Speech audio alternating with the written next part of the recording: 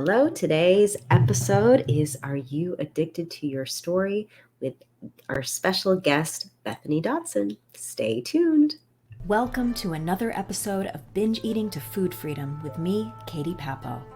If you're ready for genuine and lasting freedom from binge eating, emotional eating, or out of control food issues, you are in the right place. Subscribe, follow, and enjoy the episode. Hello, everybody, to another episode. My name is Katie Papo, and if you're new to the Binge Eating to Food Freedom podcast, you are in for a very special treat today. I am bringing on Bethany Dotson, so let me just invite her into this room. Hello, Bethany. Hello, everybody. Hello, Katie. Hello, thank you for being here. Of course. Let me introduce you so everybody knows who you are. And if you guys are on my email list, you actually might know of Bethany already because I've quoted you before because I think you're so smart. And so you guys, Bethany is an expert on toxic relationships and healing them. She works specifically with women who have had chronic historical patterns of toxic relationships, specifically usually right with narcissistic partners. Narcissistic partners, emotionally unavailable partners, or partners who have addiction issues. I have been one of those partners, I think, with the addiction issues. So Bethany and I met a while ago, and we take walks from time to time, and we talk about life, and we talk about the work that we do, and we discovered we have a lot in common because even though you work with people who have toxic relationships with other people, right? I work with people who have toxic relationships with food. But ultimately, and here's the spoiler alert, guys, it's all about our relationships with ourselves. That's the Halloween energy, by the way. Out. Love that. It's true, though. Right? This is the root of why we end up in toxic relationships with other people, with food, because of how we relate to our own selves. Absolutely. Yeah, 100%. What Bethany and I wanted to go over with you guys today is a concept around this, about being as you're relating to yourself, right? Because ultimately, if we want to heal our relationships with anything outside of ourselves, the deeper work will call us to heal what's going on within ourselves. And part of that means asking ourselves challenging questions and questioning our beliefs and questioning the stories that we've been telling ourselves. So that's why today's episode is called, Are You Addicted to Your Story? So Bethany, would you like to introduce this topic, or how, because I actually took this topic from you a bit. Yeah, of course. So would it be all right if I introduced it with an example? Please. That just came to my mind.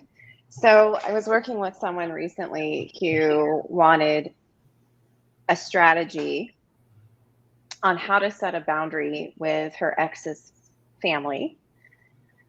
And she accepted their phone calls and responded to their texts and emails, continued to accept communication from them because she felt bad if she told them no. She didn't want to be seen as rude, and she didn't want to be seen as a bad person. She also didn't want to be seen as a bad mom because her kids had also grown close to her ex's family. And what we finally realized after asking some challenging questions was that she ultimately believed on a deeper subconscious level that she was inherently a bad person. And because she subconsciously believed that, she wound up in bad relationships. She attracted people who also believed, probably on some subconscious level, that they were bad people or that they were defective. And this woman's particular storyline that went through her head numerous times a day was, what's wrong with me? Why did this happen again? What's wrong with me? Why did this happen again? And because that was the tape that was playing in her head, she didn't want to feel more like something was wrong with her. And so when situations that challenged her boundaries presented themselves in her life, instead of saying no and then feeling like something was wrong with her because that was her storyline, because she was a bad person, she said yes when she meant no, and then ironically felt more like something was wrong with her. So she was stuck between this thing, and it was all because of what she was believing and the story, and she wasn't even fully aware that she was believing this until we started chipping away at the stuff and asking questions and digging a little deeper, and oh, there it was. So your story, and this is what is challenging and can really keep people stuck for decades, is your story and the stuff that you're telling yourself is not always, you're not always aware of it. You're not always consciously aware of it. It just kind of, you keep running into the same type of person. You keep running into the same type of job environment. You keep working for the same type of boss. You keep meeting the same type of friends. And if there's a pattern anywhere in your life, the only place you need to look is yourself. And most people, as those patterns keep happening, instead begin feeling like more like something's wrong with me. What's wrong with me? They feel victimized by that. And that victim energy, unfortunately, just puts you in a state of fight or flight. And that's not the mindset or the emotional state that you need to be in to break that cycle. So it can be a real conundrum. Yeah.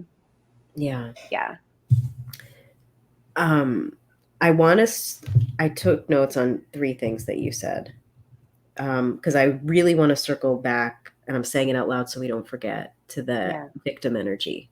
I want us to come back to victim energy. But the first thing that you said was about this inherentness of being bad.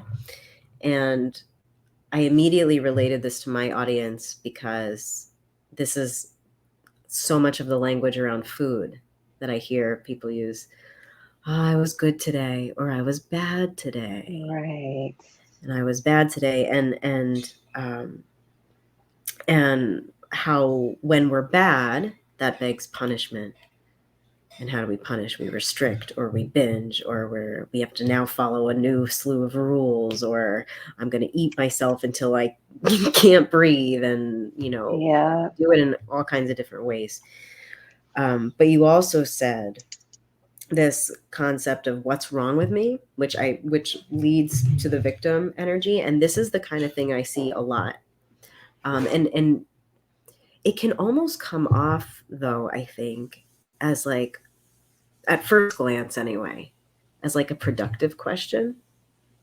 Like, oh, I just want to figure out what's wrong with me. Because if I know what's wrong with me, I can fix it.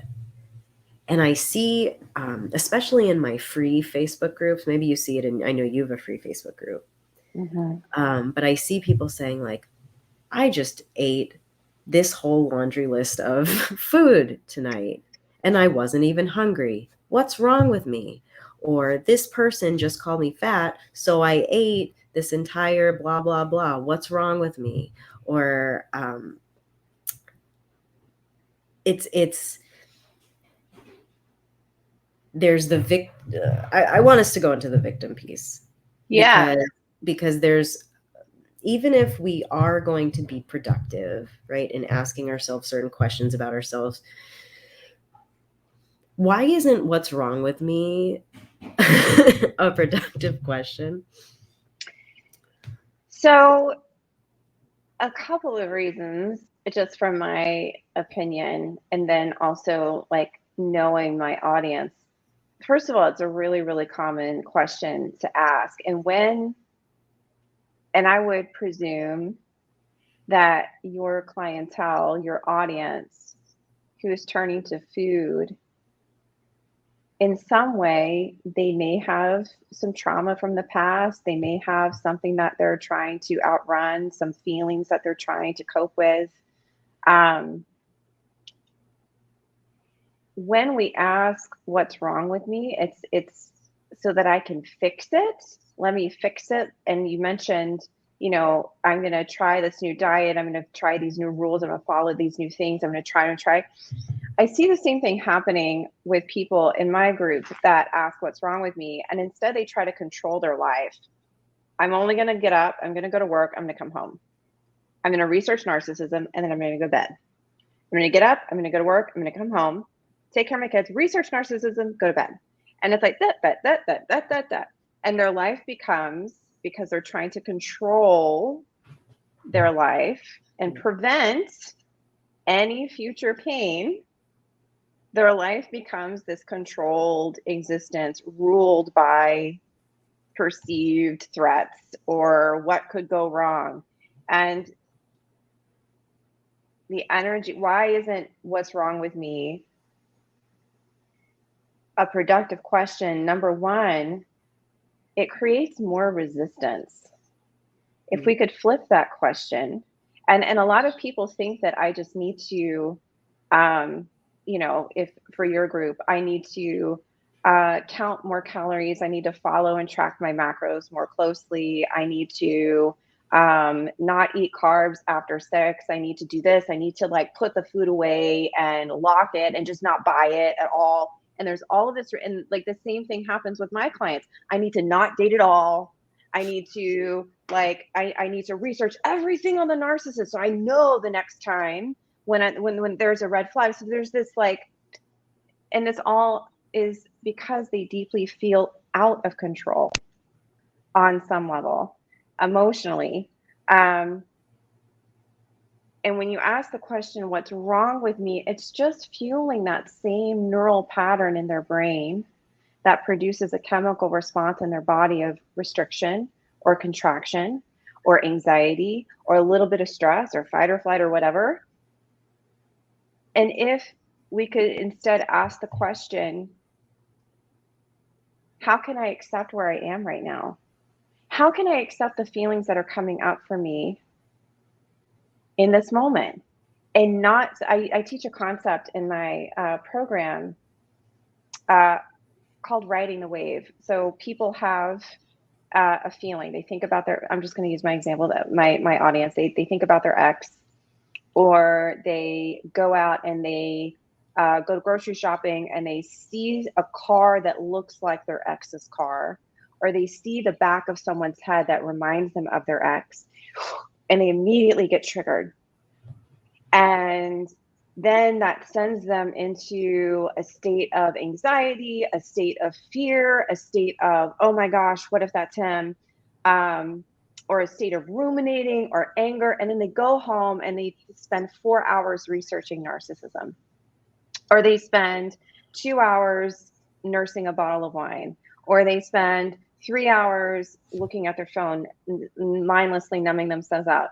And what happens is that they started to feel those feelings, and then they got bigger. And then they hopped off the wave of that feeling and used a coping tool to help them adjust in that moment. But the downside of that, just like turning to food, they could turn to food, is that they never allow themselves to fully accept that feeling.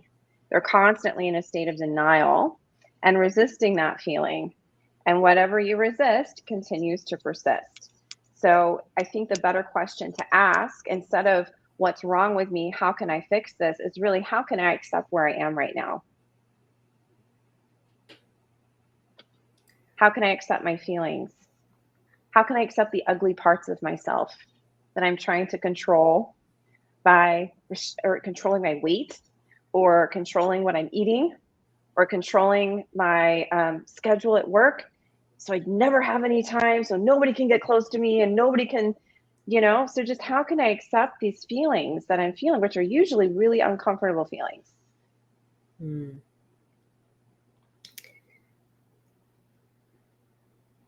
I want to kind of speak to where I think some people are at and say, but Bethany, if I accept myself, Oh, then yeah. I'll never change. And I'm going to be stuck like this forever. And I don't want to be like this.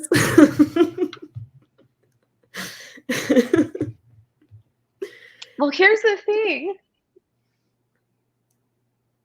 It's quite ironic. The faster you accept your feelings, the faster you feel better.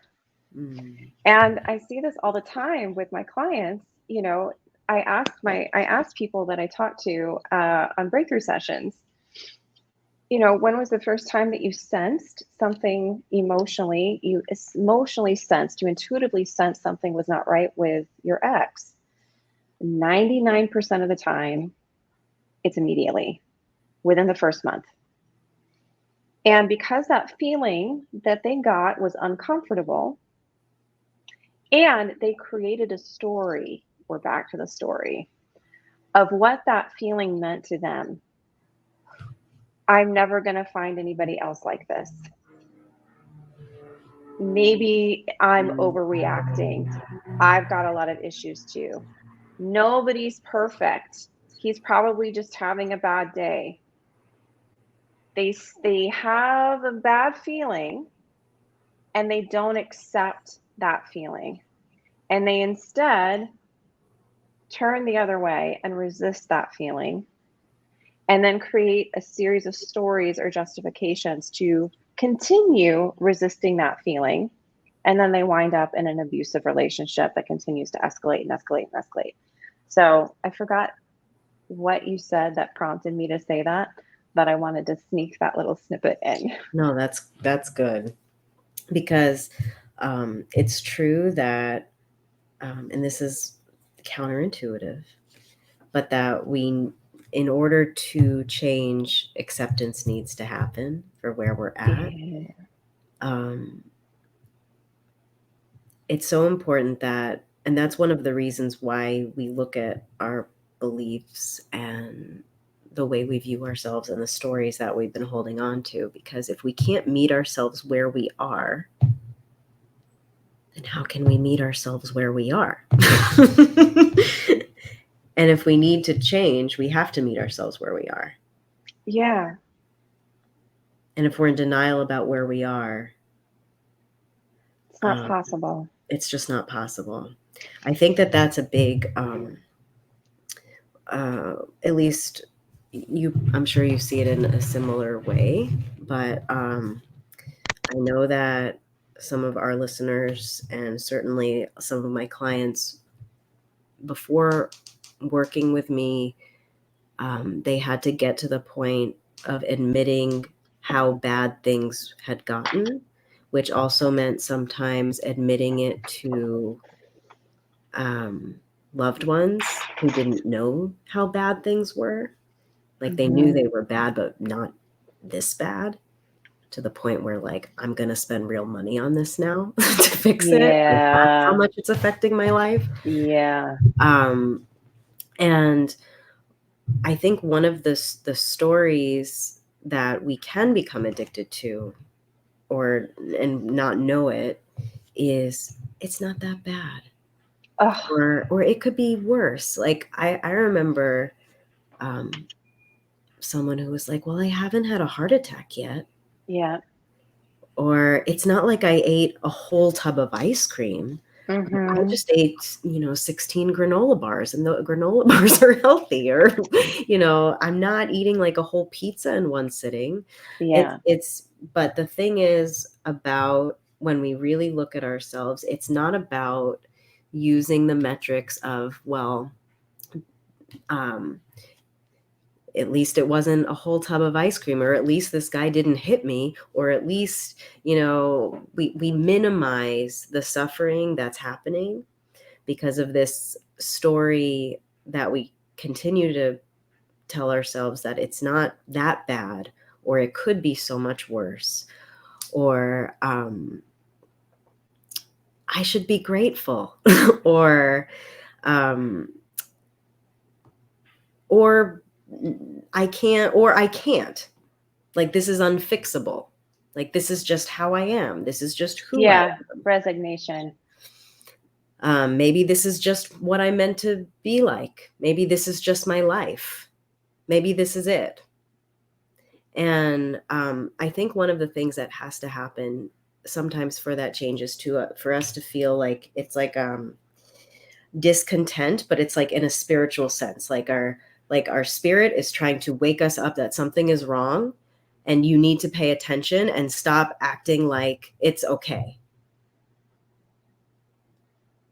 Like, wake up, do something big, because this is your life that you're losing. And that's, I think, the risk that we were talking about during our last walk, that when we don't wake up to see what these addictive stories are doing to us when we subscribe to them and continue to subscribe to them, is that what is at stake is our actual life. Absolutely. The only one. At least the only one that we remember. Yeah, for all of those who reincarnation, right? Yeah. But it's the only life that's this one. Yeah. As you being this person in this life, this is our chance. Yeah. Right. And if we subscribe to the story of it's not that bad, or it's good enough, or it's too late, or it's you're too far gone, or any of those things, who are we really cheating here? Or who are we really fooling? Because ultimately, you will be the one, we will be the one, we all will be the one at the end of our lives, faced with the questions of, how did I live my life?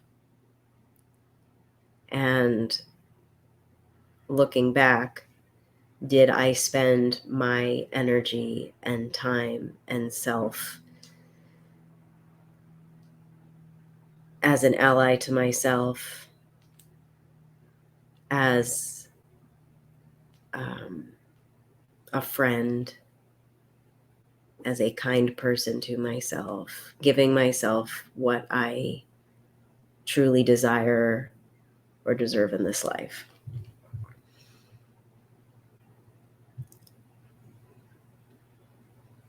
So that's what's at stake.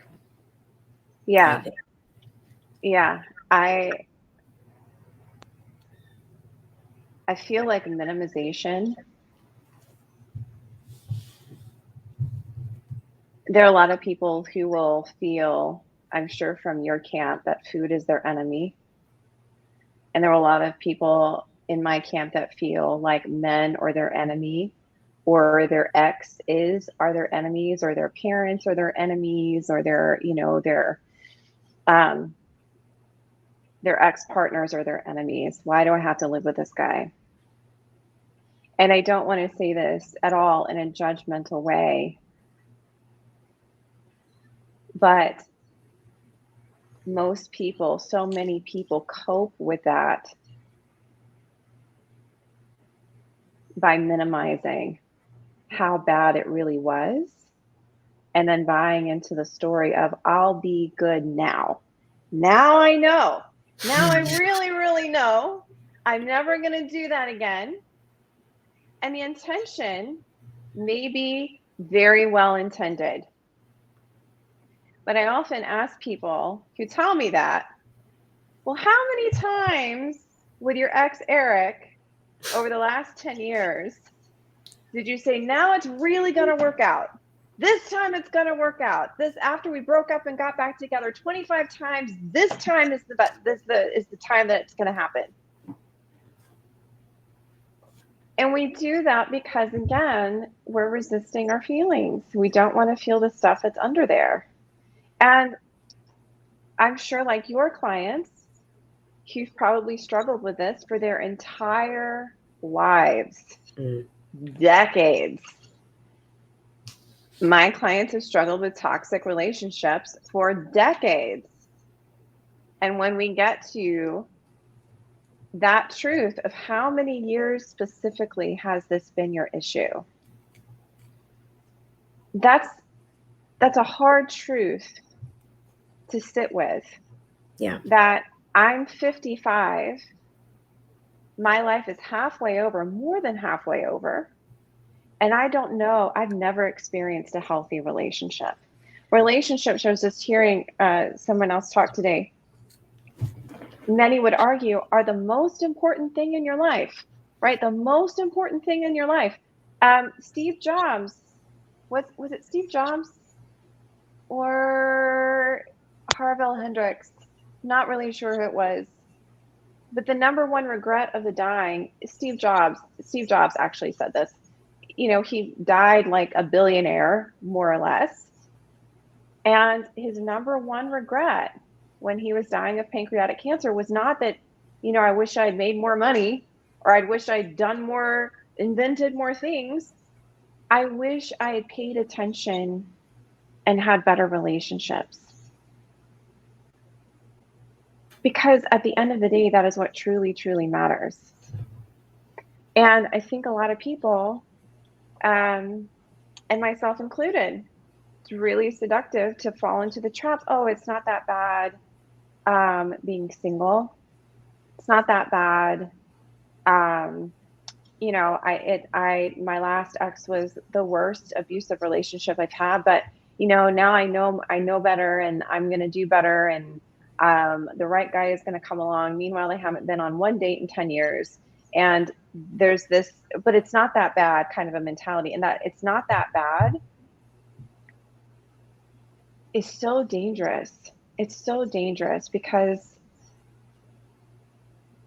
you just settle. And the comfort zone is, I mean, we all like the comfort zone. I like the comfort zone. And when, you know, for my clients who have trauma, you know, traumatized people who've been traumatized inside the walls of a relationship where they gave themselves so fully, the comfort zone becomes like a close best friend. And it just results in more, in a small life. So yeah. I've literally, with what you were saying about that pattern, that repetitive pattern of, what was it? Like, I'll do better next time, or now I really know. I've literally eaten like entire jars of peanut butter in one sitting. And which is pretty challenging physically to do, because peanut butter, it's not like a bag of popcorn. Like, that'll really stick to you. Yeah. But I would do that, and I would dip cookies in it, and I would get through a whole jar of peanut butter in a sitting. And I would always be in this like excruciating physical pain after. And I remember this one period, because when I would binge, I would go through periods where, like, some months it was this food and this was my trigger food, and now all I want is pizza, and now all I want is this. And so I had like a peanut butter phase that lasted like maybe like 3 months, where I would eat peanut butter and like Oreos and dip them, and that was like my thing every night. And every night I would say, don't, all you have to do is like not buy peanut butter. Just don't buy it. Just don't, Katie. Like, and then what I would do is I would eat it. I would feel super sick. And then I'd say, oh my God, I can never eat peanut butter again. I hate this feeling. I feel so sick. Blah. Like I'm even getting like gaggy thinking about it. And I would say, I can't believe I did this to myself. What's wrong with me? Of course. Yep. And then I would tell myself, all right, well, this was definitely the last time because this is so painful. I'm never going to forget this feeling. And I would hunch off to bed, all hunched over, fall asleep. I'd wake up still feeling horrible, like still tasting the peanut butter from the night before. Oh, I can't believe I did that. What's wrong with me? I'm never doing that again. I'm never going to forget it, feeling this bad. Then I wouldn't eat the whole day. And then by the nighttime, I start to feel hungry again. And I'm just like, I could really go for some peanut butter. And I laugh, but this was such a painful experience. Yeah. And I, as you're saying this, I'm remembering this experience because I would say this feeling is so bad, I'm never going to forget it. But the thing is, and I would even do that to myself on purpose sometimes. Like I would say, let me just have everything because then I'm never gonna, like, I'm gonna be in so much pain, I'll never want to binge again. Yeah. But the thing is it's that comfort zone, like you're saying. And the comfort zone, despite its name, is often highly uncomfortable. Oh yeah. We should really be calling it the familiar zone. Absolutely. Absolutely.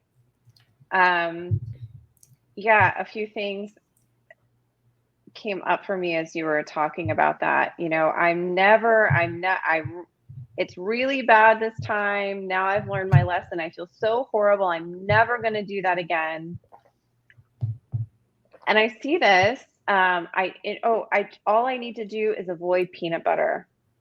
All I need to do is avoid dating.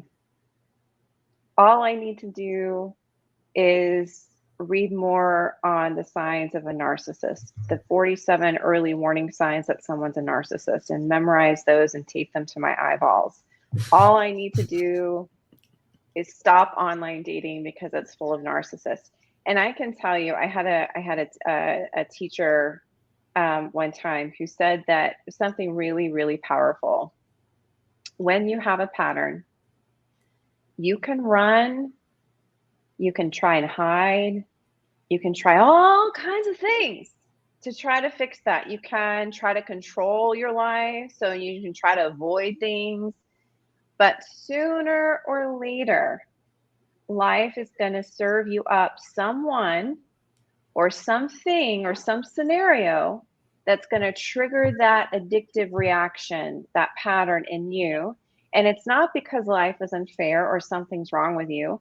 It's because life is working actually in your favor to try to get these things to come up so that you can actually accept it this time and work through those feelings productively and make an empowered choice this time, which then reprograms and starts rewiring your psychology, versus buying into the story of why does this keep happening to me? I'm a hopeless case. I can't get anything right. I can't, no matter what I do. So it's really about, it's really about shifting your story. Yeah. And I wanted to say one other thing, because you were talking about, I'm never going to eat peanut butter. I'm never going to eat Oreos again. And then the next day you would starve yourself. So I see this a lot with women, this deprivation cycle. I'm never going to date someone like that again. I am done. I've learned my lesson. I know I'm not going to do, I know the signs so that my next guy is going to be great. And then they take that same codependent fixing behavior that they had with a partner, and they become a workaholic. And life becomes about work, and usually it's a draining, toxic work environment, or they've got kids that have got a lot of issues because their kids have witnessed mom in abusive relationships. And then their life becomes this small, it's like they've drawn the shades down over their life, and they don't have any fun. They don't know, they feel like people are going to judge them. They feel like an outsider. And so you kind of do this self thing where when I'm actually busy at home, so I I don't think have you're time to clicking think. something. Are you clicking something? No, it could be my AirPods. Hold on.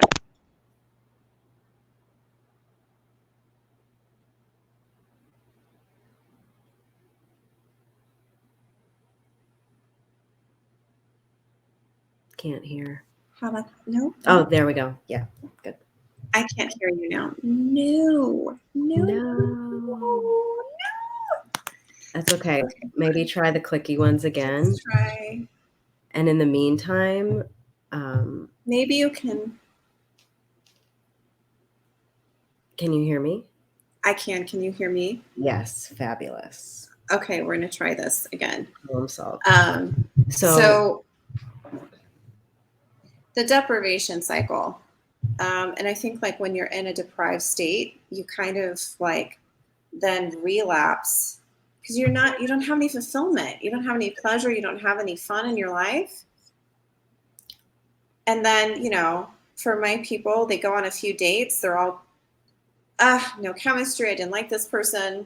And then the one person that they have, a spark with becomes the most toxic, abusive person they've ever had before. And it's because they're truly not dealing with their emotions. They're not healing that trauma pattern.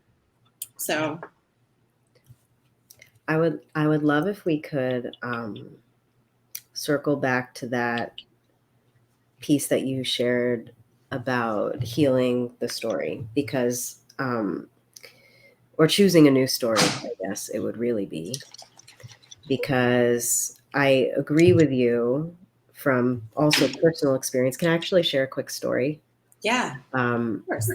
So when I was struggling with food and didn't understand yet that this was like eating disorder level, or I didn't even consider it, like I wouldn't ever put myself in the category of someone who had an eating disorder.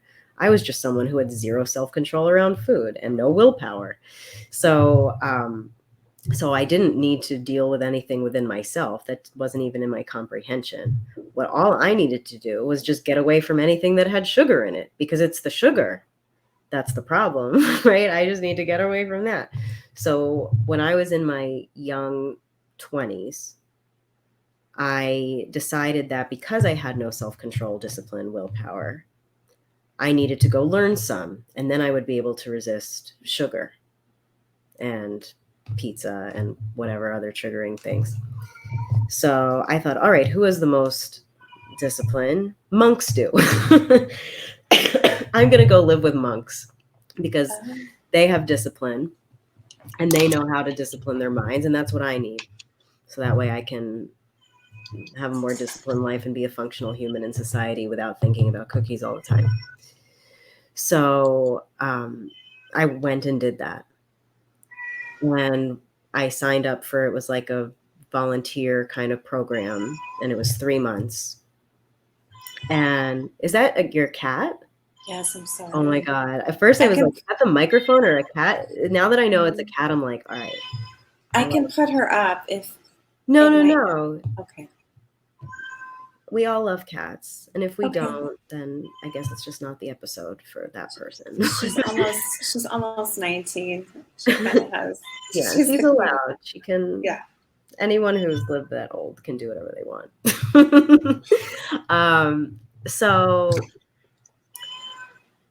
So I get to the place for this 3-month experience where I'm gonna be waking up with the gong at 5 a.m. and doing the meditation and all the things, and they were gonna give me my volunteer assignment, like how am I going to be spending most of the days, how am I contributing for my stay there.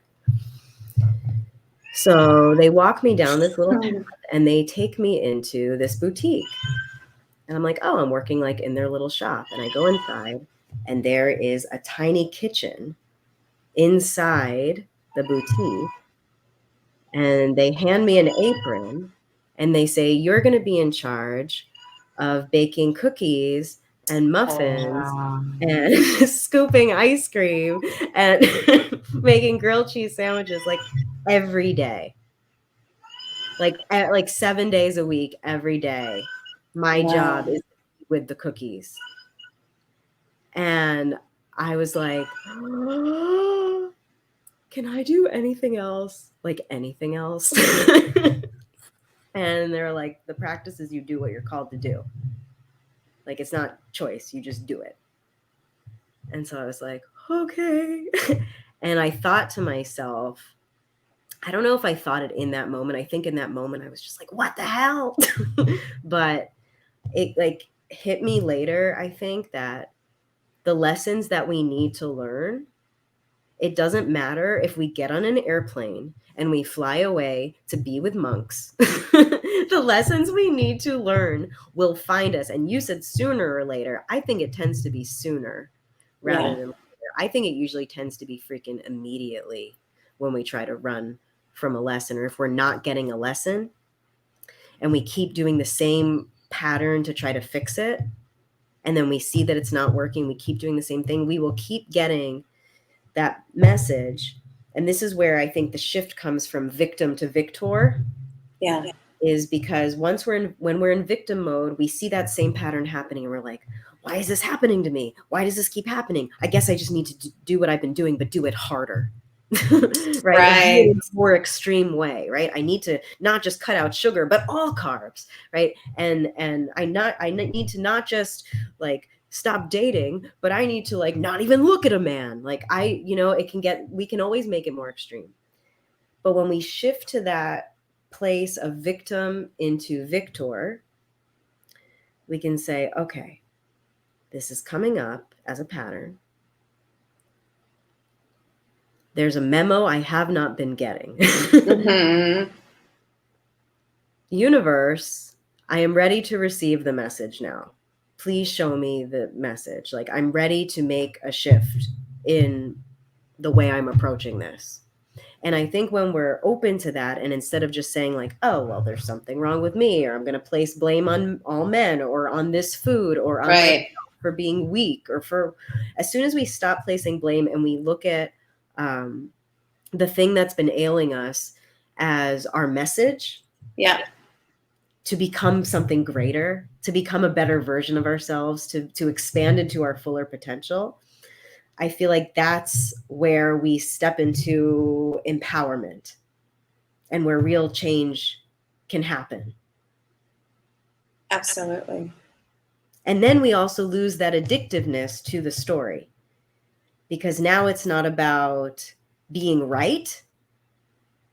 It's about healing. Yeah. I don't think you can truly heal if you're still hanging on to what they did to me was so terribly wrong, and they're such assholes, and this is wrong, and this person did this to me. You can't really have both. You have to let go completely of, sure, you can objectively observe, yes, this was not a healthy thing that happened to me.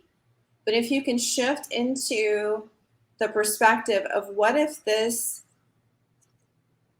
stretch of 3 months where I binged and purged every single day was the greatest catalyst that I needed to help me finally heal the wounding that's in me that caused me to do that to begin with. Can you see your abusive ex as the greatest gift ever that life gave you, and as the catalyst that finally caused you to wake up? Because a lot of times our big wake ups come in painful packages. Can you see that person as the catalyst that was just placed in your life at an opportune time to help you evolve spiritually, help you evolve and wake and become a little bit more aware and a little bit more conscious, and be the most loving, accepting version of yourself? grow and be. I don't necessarily believe that it's about getting somewhere to your full potential, because I believe that we are born like this, and through conditioning in early childhood and in life, we temporarily forget. Oh, I want to tell this story. Can I tell this story really quick about Hanuman? Do you know the story of Hanuman? I know Hanuman two stories Asana. about Hanuman, but go I ahead. know. Please, I I love love this. Hanuman. I love the story of Hanuman. A teacher told this, gosh, so many years ago, and it always stuck with me. So Hanuman, if you don't know yoga, that's okay. But Hanumanasana is a pose in yoga that's the splits. And a lot of yoga students look at that pose as like, oh my fucking God, oops, I can never do that, right? And that pose, doing that pose can feel like a leap of faith. And the Hindu deity, or the god that pose is named after, was Hanuman, which is a monkey god. And when he was really, really little, if you can suspend your, disbelief around monkeys were gods and all that kind of stuff, and just kind of open yourself to, hearing this. When Hanuman was a baby monkey, before he became, the monkey god, he was born, and I believe his parents, I'm forgetting part of it. Like his dad or grandfather was like Vayu, the god of wind or something. Anyway, so when he was born, he was really, really, really mischievous, and he got into a lot of trouble. And he was just very open-minded and very curious, like, the kind of the annoying 2 or 3 year old that constantly asks you questions about everything. So that was kind of him. So one day he was, and he had this great ability to leap through the air. So if you imagine like doing the splits, but like how ballet people do the splits and they leap through the air and they look so graceful, he had this wonderful talent of leaping and jumping great heights. So one day he saw the sun in the sky, and he happened to be a little hungry, and he thought that it looked like an orange. And so he went to leap and try to grab the sun. And the big granddaddy gods in the sky were like, oh, no, we cannot have this. What is he doing? He's getting too big for his britches. And they cast a spell on him that caused him to forget who he really was, that caused him to forget that he had this talent to leap. And so he grew older. He became a teenage monkey god. He became a young adult monkey god. And he went on with his life, but nothing was really quite the same. He just kind of got through life. He was just kind of existing, really. And so one day there was news in the village. I believe it was Princess Rama was captured.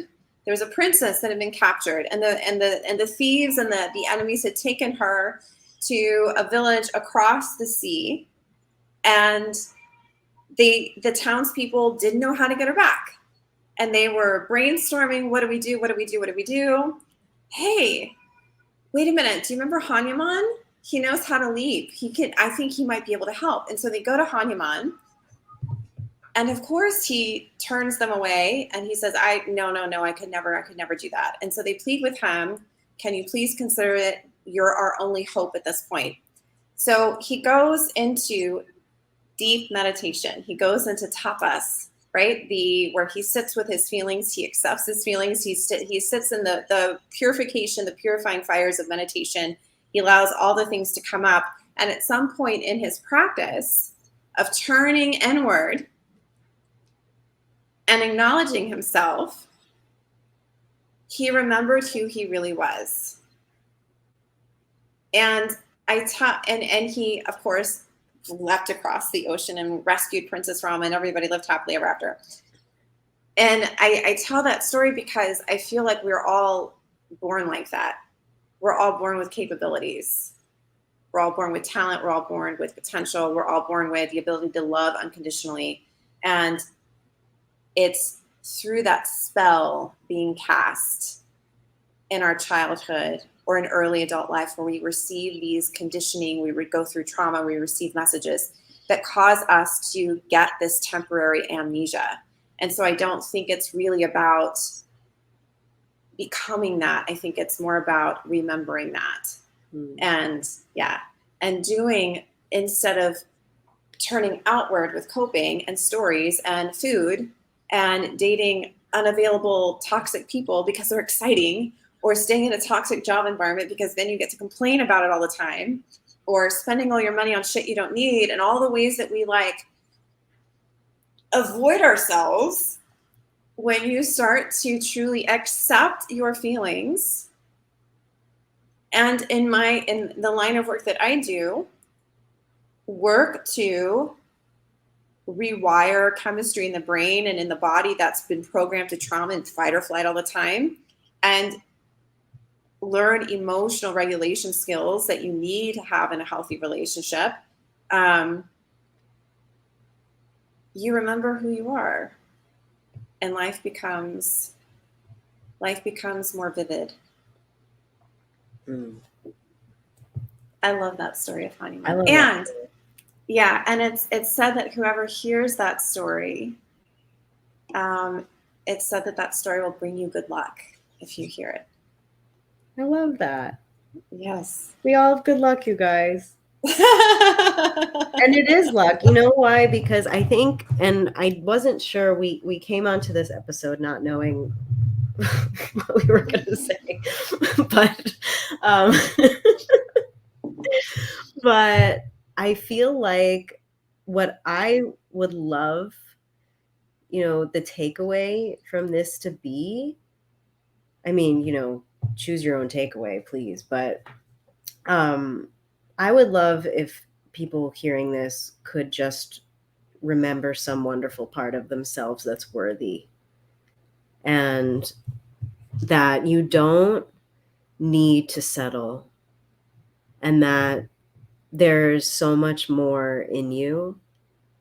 And if this was meant to be your life, right? If this was meant to be your life with you, let's say in toxic relationships with people, food, yourself, if this was meant to be your life truly, you'd be happy, because you'd be living in alignment with what's meant to be.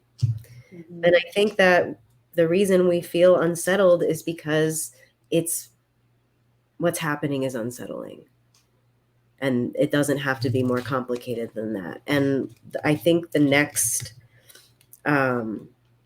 step, right after recognizing the story and the addiction to the story, and then getting that remembrance of who we really are and what we're really capable of and what's really possible for you, and that you don't have to settle, then the next piece is saying yes to the thing that's going to help you. Absolutely. And I think that can sometimes be the hardest thing for people, because the thing that could help somebody equals the unknown. Yeah. And, well, I've never had that before. I don't know what food freedom feels like. I've had this my whole life. Are you sure? I don't know what a healthy relationship Sounds too good to be true. Exactly. I'm afraid of my own. Maybe it's not fear of failure. Maybe it's fear of success. And yeah, I think saying yes, I'm going to use a curse word, saying yes to getting out of your own shit show is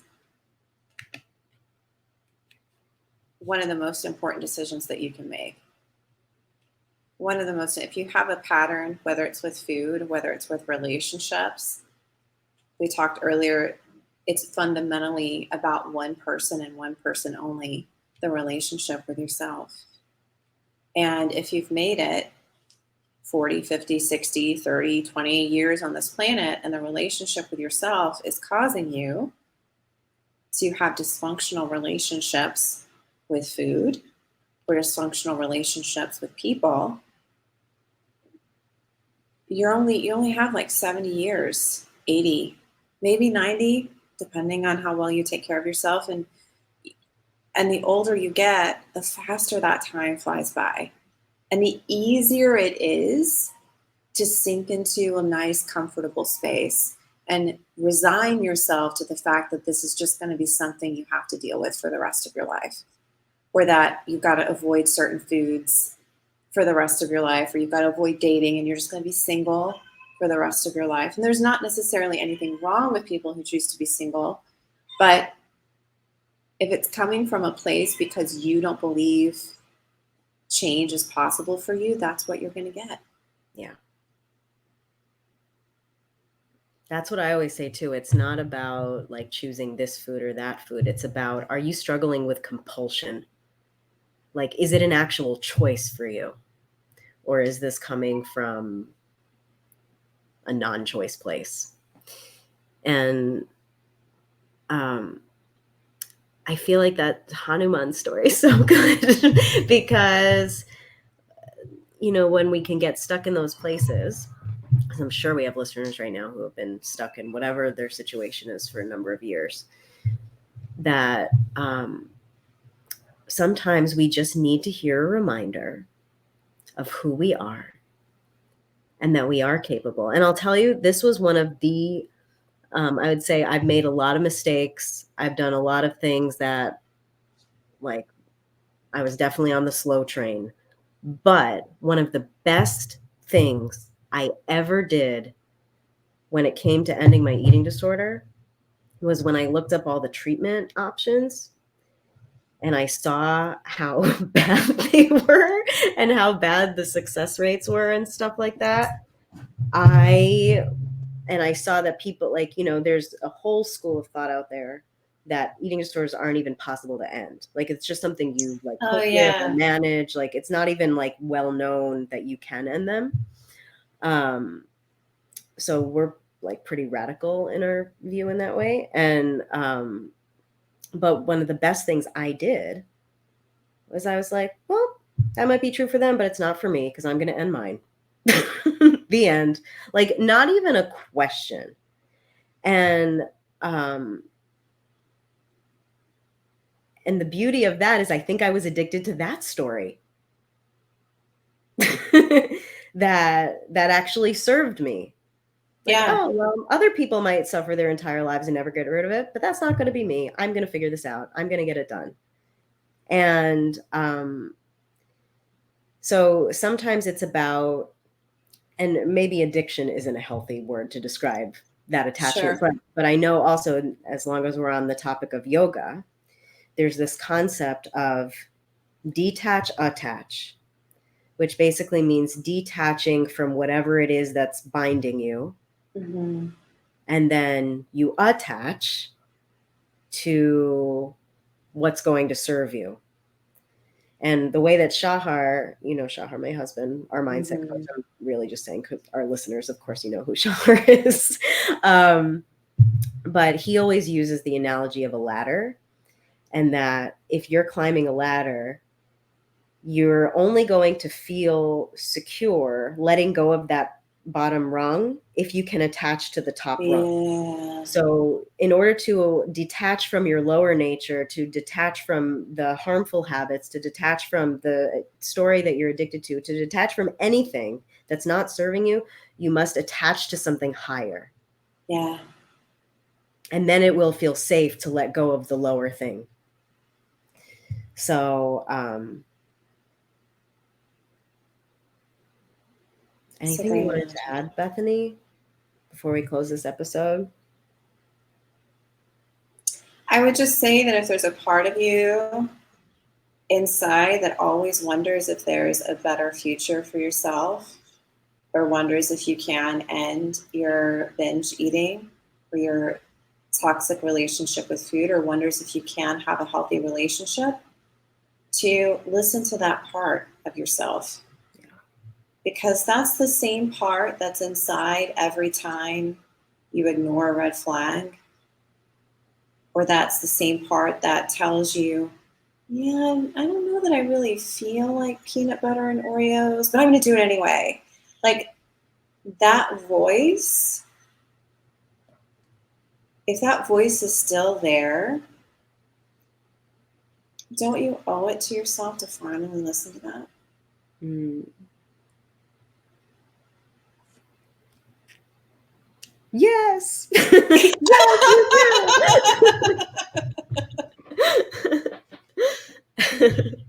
do.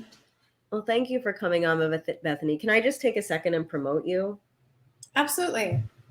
So, for those of you guys who are listening, obviously I know my audience is, they're listening for food help.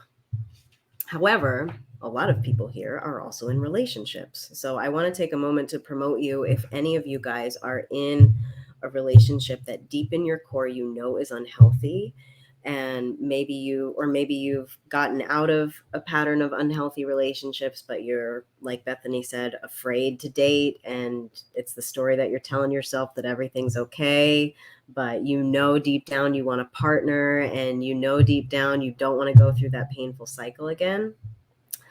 I have seen Bethany coach in action and been on the other side of that and received coaching from Bethany too. That was very eye-opening for me. And I can say that Bethany is an incredible human being to help walk you to the other side of that. And I cannot recommend her highly enough. And even just in our walks together, I get these wonderful insights, and I hear about the amazing success stories that your clients are, and it's amazing, and it's not surprising knowing you, but it's still amazing. So if anyone wanted to reach out to you to see if they might be a fit to work with you, what would you suggest for them? So first of all, thank you for that. I'm getting verklempt. I appreciate that so much. I'm truly grateful for that. They can reach me at bethanydotson.com on my website, and there's a link to watch my free training, Break the Cycle, which is the five steps that my clients use to overcome a lifelong trauma pattern, codependency, love addiction, and break through to healthy relationships with themselves, first and foremost, and with other people and intimate partners. So at the end of that training, that masterclass, there's an invitation to book a free discovery call. And if that's something that speaks to you, if you get through that masterclass and you're like, yes, yes, yes, yes, yes, and you feel aligned, book a call. We'll have a conversation about healing the trauma, the stories, the fears, the caretaking, the control that's kept you in unhealthy relationships your whole life, and help you break through to real love. Beautiful. And you get a free class. So beautiful. Yeah. So thank you so much, Bethany, for being here. And for those of you guys listening to the podcast, I invite you to come back for future episodes. Click subscribe. If you are ready to end your binge eating and your eating disorder, feel free to reach out to me because that is what we do. And the best thing I think that a lot of us can do to ourselves is, detach from that old story of I can't do it, or maybe this just isn't possible, or what's wrong with me, and instead attach to I can do whatever the hell I want because I'm amazing. And if I just have the right strategy and support, I'm unstoppable. So let's do the thing. So, like Bethany said, one of the best things we can do is listen to that voice in ourselves that even if it's quiet, it's speaking that. So you have good luck now. You heard the Hanuman story. And we'll see you guys on the next episode. So thank you again, Bethany. And thank you. And we'll see you guys soon. Okay. Thank you for listening. If you found this episode helpful, please subscribe, follow, or leave a kind review. If you're ready to get down to business and work with me to end your food issues permanently, please reach out or go to katiepapo.com for more info. Be kind to yourself, and I hope to see you for the next episode.